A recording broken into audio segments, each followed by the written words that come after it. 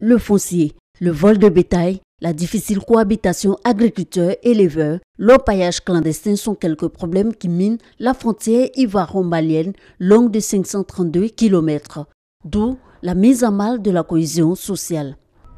Souvent quand ça chauffe, ils prennent les bœufs pour traverser à la frontière, mais quand le convoi il ne vient pas, alors ils ont cassé nos cultures. Et on va faire des mal.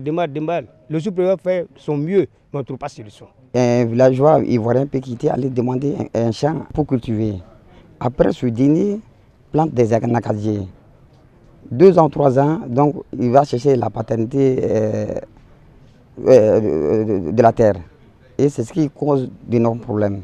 Pour amener donc les populations frontalières à régler leurs différends par le dialogue et trouver une solution durable en vue de garantir la cohabitation pacifique entre ces deux peuples, une délégation de plus de 50 personnes du cercle de Kolonjeba dans la région de Sikasso est à Tengrela pour une visite d'amitié et de travail. Elle est composée de représentants de tous les secteurs d'activité.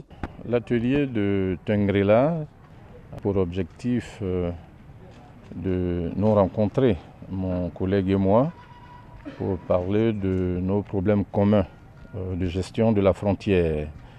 Il y a des problèmes en arrivant que nous avons trouvés. Il y avait des problèmes, ce sont des problèmes connus, anciens. Et donc nous avons convenu pour restaurer un climat de paix et de cohésion, voilà, d'être proactif, d'anticiper sur les situations.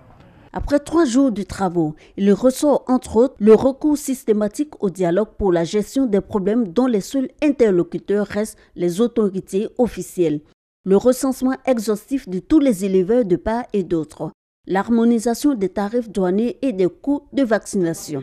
Reste maintenant aux 2 parties prenantes de veiller au respect scrupuleux de ces accords concertés afin de prévenir d'éventuels conflits entre ces 2 peuples condamnés par l'histoire à vivre ensemble.